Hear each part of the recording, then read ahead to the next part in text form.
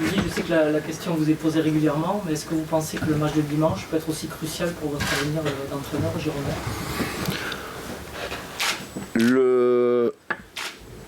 Si je pars de ce principe-là,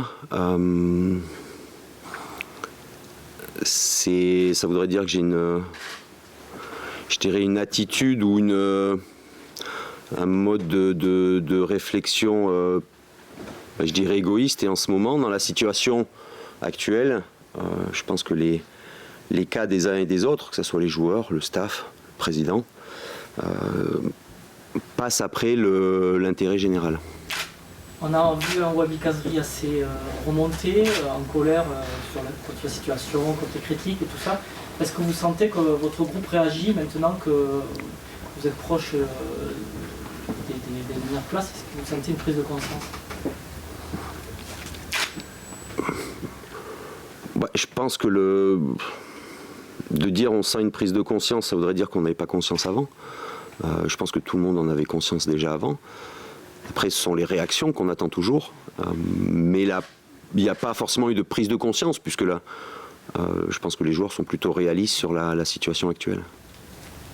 Le fait que maintenant c'est le maintien qui est en jeu, au moins pour quelques temps. Est-ce qu'il n'y a pas une prise de conscience supplémentaire? C'est pas une prise de conscience supplémentaire, c'est une urgence de points. C'est plutôt une urgence de résultats. Et même si encore hier et ce matin, les dirigeants m'ont renouvelé leur confiance, on sait très bien que la confiance aussi, c'est comme les produits, comme les denrées périssables.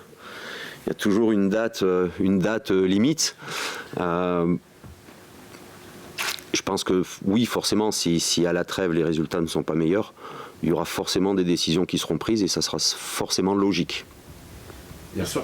Sur quoi vous pouvez jouer aujourd'hui par rapport au groupe, en fait, parce qu'en ce moment il y a eu le dialogue avec le président, bon, vous discutez, sur quoi on peut jouer maintenant en tant qu'entraîneur pour que le groupe retrouve ses sensations, ses valeurs? C'est se recentrer sur la tâche, c'est-à-dire sur ce qu'on doit faire chacun, que ce soit l'entraîneur, que ce soit chaque joueur, du gardien à l'attaquant. C'est déjà que chacun essaye d'être performant dans ce qu'il doit faire. Parce que c'est là, je dirais, c'est l'exigence individuelle qui rejaillira sur le collectif automatiquement. Et alors les joueurs nous disaient juste avant, Henri et puis Wally, qui dormaient super mal, qui vivaient très mal ça. Henri peut-être encore plus parce que lui il a été formé au club. Comment vous, à titre personnel, vous vivez ce moment-là? Voilà, comment vous traversez cet instant-là? Moi j'avais pas forcément pris conscience, pas pris conscience, mais le métier d'entraîneur je débute, ça fait pas longtemps.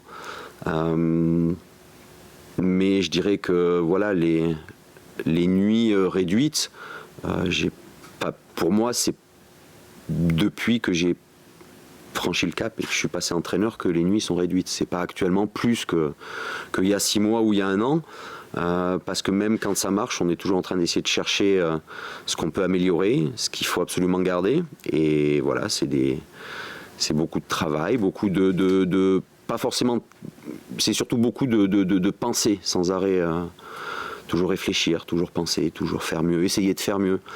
C'est le quotidien d'un entraîneur normal.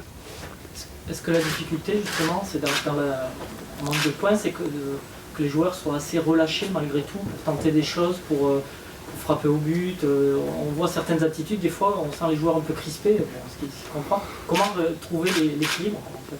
Ouais, c'est compliqué parce que c'est vrai qu'on l'a vu à Bastia, on a quand même eu en première mi-temps des situations offensives extrêmement intéressantes.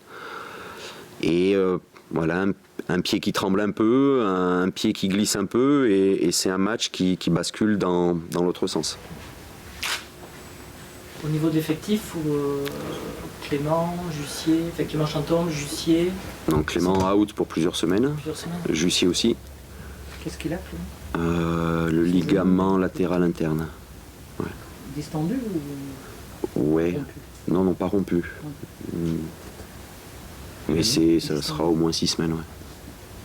Et Lamine, toujours la cuisse, il est sur un protocole, je dirais, commun. Je pense qu'il y en a encore pour une dizaine de jours.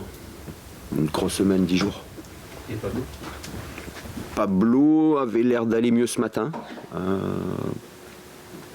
Même sur son visage, on voyait qu'il avait l'air plus heureux. Donc c'est plutôt bon signe, j'espère. Vous pourriez le récupérer pour dimanche? On pourrait le récupérer pour dimanche. Ça serait bien, très bien de le récupérer pour dimanche. Hassani, il n'était pas là aujourd'hui? Non, il est non, blessé aussi. non, Non. non, non. C'est un choix, C'est un choix, oui. On avait fait le choix de l'emmener à Bastia et on assume nos choix sans aucun problème. Est-ce que dans ces moments de turbulence, il n'y a pas le spectre finalement de la défaite, surtout de ne pas perdre, qui peut emporter sur tout le reste? C'est-à-dire que les joueurs rentrent en se disant bon, on reste sur 2 échecs, c'est compliqué. Pour ça, non. Vous pouvez me croire, les joueurs sont très conscients de leurs valeurs, sont très conscients de leurs qualités, mais également de leurs lacunes. Et Bordeaux, de toute façon, n'a pas attendu Willy Sagnol. C'était déjà le cas avant. Bordeaux, c'est une équipe qui ne peut pas jouer pour gérer un résultat. C'est une équipe qui doit jouer pour essayer de gagner tout le temps, parce que gérer un résultat, c'est compliqué. Est-ce que les consignes, oui, que vous donnez à vos joueurs, soit pendant les entraînements, soit pendant les matchs, est-ce qu'ils les comprennent bien? Et est-ce que vous n'avez pas le sentiment qu'elles sont peut-être trop compliquées des fois? Je pense parler un français plutôt correct. Et je pense que les joueurs comprennent, oui. Les joueurs comprennent, après c'est peut-être, c'est tout, est-ce que c'est après la mise en action de la consigne qui n'est pas bonne, ou est-ce que c'est la consigne qui n'est pas bonne? Ça c'est un autre débat, mais la compréhension ou de l'incompréhension, je pense qu'il n'y a pas de débat non là-dessus. Non. Vous parliez d'échéance à la trêve, c'est un moment aussi où vous pouvez peut-être, dans le club, de votre cas personnel, vous pouvez avoir des moyens d'agir, c'est-à-dire de recruter, de faire...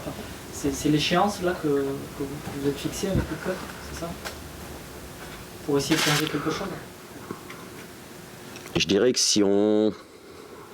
Dans tous les cas, de toute façon, oui, il y aura un hiver avec du mouvement à Bordeaux, dans tous les cas de figure. Le fait aussi de plus avoir de Coupe d'Europe à jouer en deuxième partie de saison, est-ce que vous pensez aussi que ça peut régénérer un peu, enfin ça peut changer les choses, de ne pas avoir 2 matchs par semaine à jouer? Ça peut changer énormément de choses, oui. Je crois qu'à part dans l'effectif, à part Yaro, Clément, Chantôme, et peut-être un degré moindre Lamine, je crois qu'il n'y a pas beaucoup de joueurs qui ont fait plusieurs campagnes européennes pour avoir cette capacité-là, pouvoir enchaîner les efforts tous les 4 jours. Les joueurs bordelais, les joueurs à ma disposition, en sont capables physiquement, parce qu'ils l'ont montré, mais on sait que parfois aussi c'est compliqué psychologiquement de pouvoir enchaîner autant de contraintes aussi rapprochées. Et c'est une habitude à prendre. On ne naît pas avec, c'est une habitude à prendre, c'est l'expérience et la répétition de ces années-là qui font que des équipes arrivent à gérer coupe et championnat. On a vu, par exemple, on peut prendre l'exemple de Saint-Étienne. Saint-Étienne, c'est une équipe qui, ça fait maintenant plusieurs années qu'elle est en Coupe d'Europe et arrive vraiment à gérer la Coupe d'Europe maintenant aussi, alors que ça fait quand même un groupe qui évolue peu depuis 3-4 ans. Est-ce que vous pensez que votre groupe est prêt à jouer le maintien, enfin, cette situation difficile qui est jouer le maintien dans les médias? On ne sait jamais si on est prêt. On ne sait jamais si on est prêt.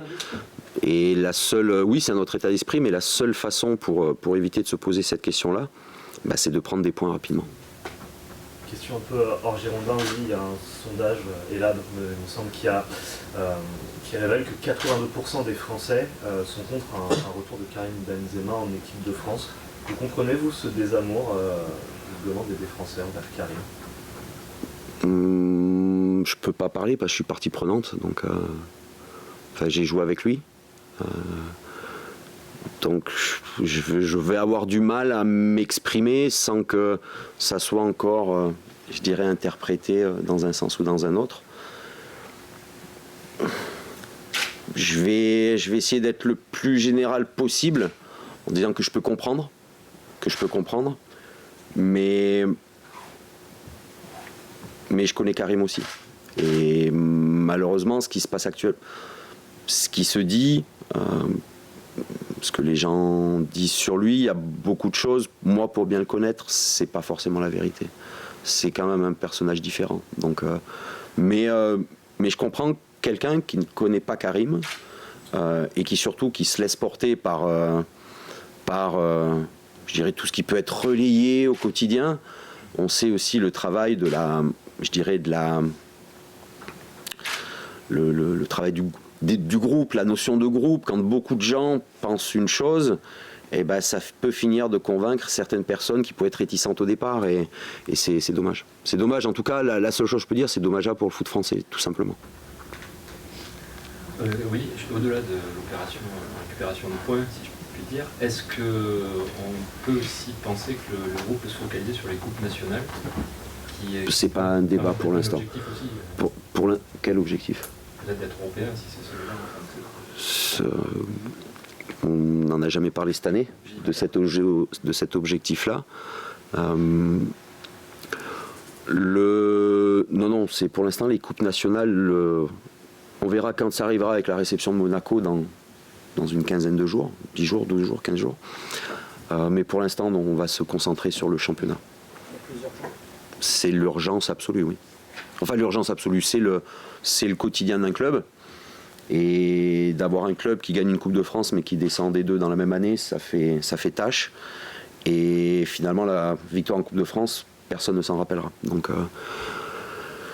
pour l'instant, l'urgence et je dirais la priorité absolue, c'est le championnat. Donc il y a quand même des raisons, parce que là on est un peu là, d'être optimiste quand même. On peut être un peu optimiste. Parce que je dis ça parce que Willy dit bon, quand même je pense qu'on peut l'être. Pardon, Wabi. Il pense qu'on peut être optimiste quand même, qu'il y a des raisons d'espérer. Parce que là on est là, tout ça un peu courbé, mais bon. Mais après, je sais pas, c'est comme quand on échange. Est-ce que j'échange avec la personne qui aime les Girondins ou j'échange avec le journaliste? C'est toujours pareil. Nous, à l'intérieur du groupe, les joueurs n'ont ni perdu espoir, ni sont tombés dans le pessimisme. Ils ont forcément des doutes, parce que la situation fait que les résultats n'étant pas là, il y a forcément des doutes, mais personne ne plonge dans le pessimisme. Et au contraire, si un groupe commence à plonger dans le pessimisme, là, il faut vite changer beaucoup de choses. Donc on peut être optimiste. Mais il faut être optimiste. Je dirais la seule, au-delà des résultats, parce que je pense que pour moi les résultats sont des choses qui bougent, c'est temporaire. On sait où on est aujourd'hui, on ne sait pas où sera dans un mois. Mais aujourd'hui, je dirais les problématiques importantes sont surtout les blessures par exemple de nos défenseurs. Ça, c'est une vraie problématique qu'on n'aborde pas souvent, mais c'est une vraie problématique. Les équipes qui arrivent à maintenir un degré de performance important ou nécessaire pour atteindre des objectifs, tous les entraîneurs du monde vous le diront, ça passe d'abord par, je dirais, la valeur de la défense. Une dernière question par rapport, il y a quand même une cassure qui est nette avec le public. Comment réparer ça? Parce que ça, c'est quand même hyper important pour un club comme Bordeaux, son public. Et on sent vraiment un désamour prononcé, quoi. Avant de parler de désamour, je parlerai plus de déception, de frustration, de tristesse. C'est le discours que j'ai voulu tenir à mes joueurs ce matin. C'est quelle que soit l'attitude du public à votre égard, le jour où ça va repartir, le jour où vous allez remettre des buts, que vous allez regagner des matchs, de nouveau, il y aura les gens derrière vous. On ne peut pas sans arrêt, attendre que les gens soient derrière nous. Il faut aussi leur donner, je dirais, la motivation et le courage d'être derrière nous. Et ça ne passera que par les attitudes sur le terrain.